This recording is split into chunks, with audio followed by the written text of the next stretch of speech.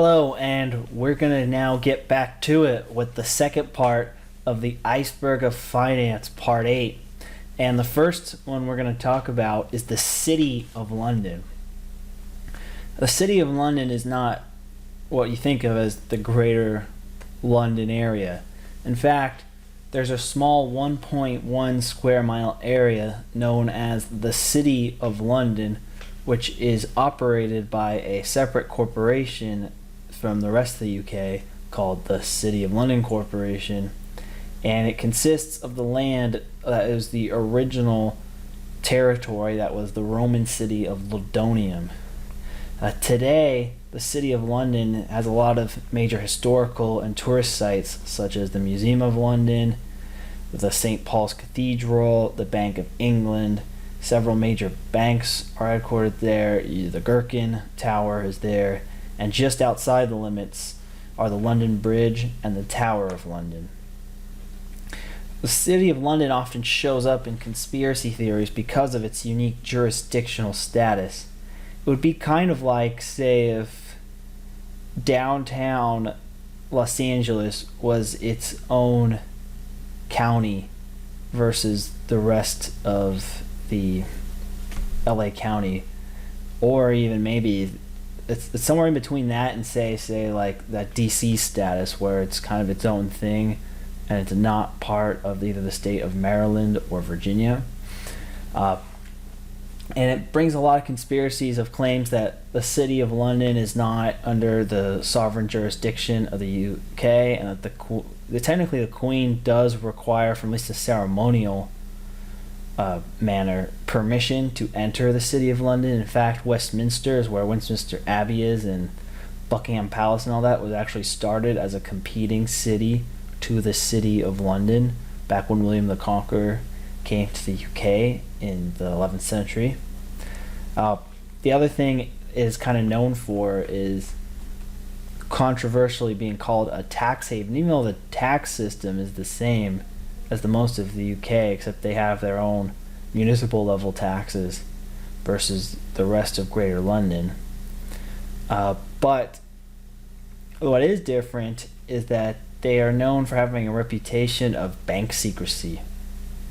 And so a lot of money from various parts of the world and various corporations in the world and various banks like being operating out there because of the transparency laws are different than the rest of the United Kingdom, and is more comparable to a place like Luxembourg or Switzerland.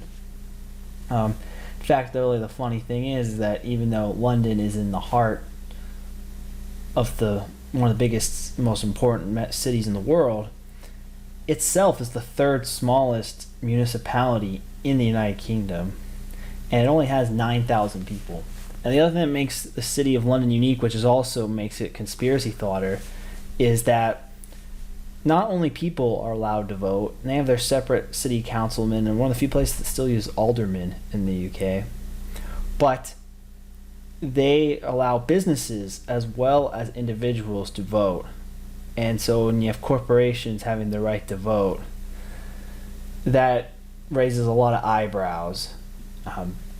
And that is really the City of London. It's just the historical center of London, which has some of its own rules and regulatory freedoms that are not really available to the rest of the UK. And it's been criticized for acting like a tax haven and eliminating regulations on things such as executive pay, but it's still there, it's still going. The City of London is I think the oldest incorporated, in the modern sense of the term, city in the world, and it keeps going strong to this day. The next thing I'm going to talk about is banks manipulating markets.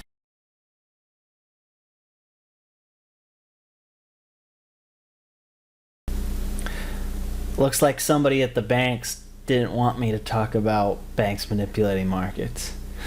On a more serious note, there have been several scandals involving banks manipulating markets, whether it's the LIBOR rigging scandal, whether it's Goldman calling its unsophisticated institutional clients Muppets and giving them bad fills, whether it was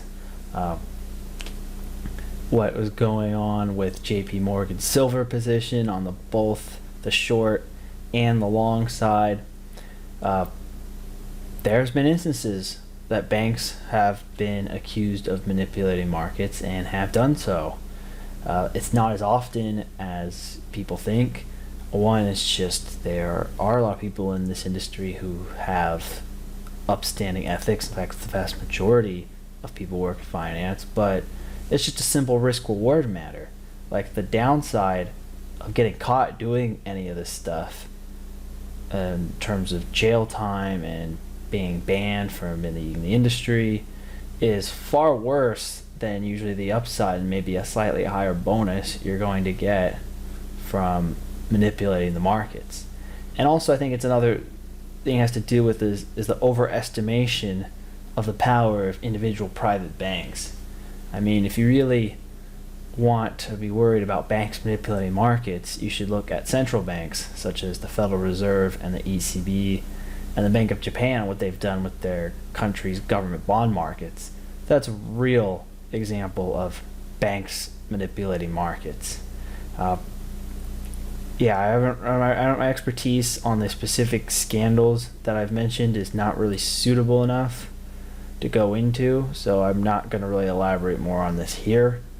The one other point I mentioned in Iceberg 7 was HSBC. I was going to add that to this series, but then I saw this video from Jake Tran, who covered the HSBC money laundering scandal and did it in probably a more entertaining and comprehensive way than I would have done this Iceberg. So if you want to learn more about the HSBC story, and which I have in Layer 7, I recommend watching his video.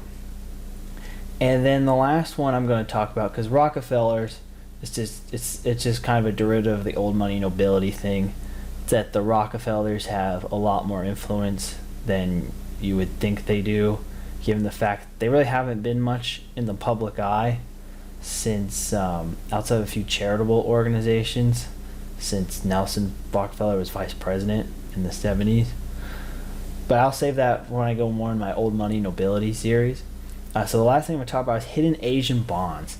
And this was an interesting story because somebody, like a high net worth individual I had a conversation with, told me about how there were people trying to sell these hidden Asian bonds, like say during World War II or the Chinese Civil War.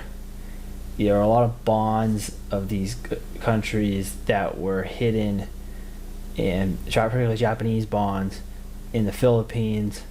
It sounds a lot like Yamashita's gold, where there was a bunch of hidden war loot from Southeast Asia hidden in the Philippines by the Japanese military. The hidden Asian bond thing is kind of like that, but instead of gold, it's a bunch of long-dated bonds that have since gone to maturity. And if you find these supposedly hidden bonds, that you get paid back a lot of compounded interest over the years because they've been missing for so long. There are apparently people who run scams claiming to have access to these bonds, and then when investors give them money, they disappear. Again, it seems a lot. Yamashita's gold, if you're not familiar with it, is really just the story of Japanese military, again, bearing gold and other treasures in the Philippines, and there is rumors of what happened to it. Some people say that it never existed to begin with. Others say that it blew up in a landmine. Others say it's still there, but it's blockaded by a bunch of mines and bombs. Or others, it's just not there and simply hasn't been found. Or that based on a lawsuit that happened in 1988, that it was looted from former Philippine President Ferdinand Marcos, and that was the source of his wealth, all other than stealing from the public coffers. allegedly at least. And so, and even Imelda Marcos claimed without evidence that Yamashita's gold accounted for the wealth of Ferdinand Marcos, when it was more likely him just using his political power to enrich himself. So, I mean, I haven't really, it's hard to find much on the internet on these hidden Asian bonds, but I've talked to multiple people who have either claimed these things exist or have been hoodwinked by somebody who tried to sell them on the idea that these things exist. And the question I have for my readers, not my readers, sorry, my viewers is, do you know anything about these hidden Asian bonds? Do you have anything I can even look at to kind of do further research? Because I'm legitimately curious, like, what's the story behind this? Is it just Yamashita's gold swapping the gold for bonds? Or is there actually some legs to these rumors? Let me know. Thank you guys for watching this Iceberg.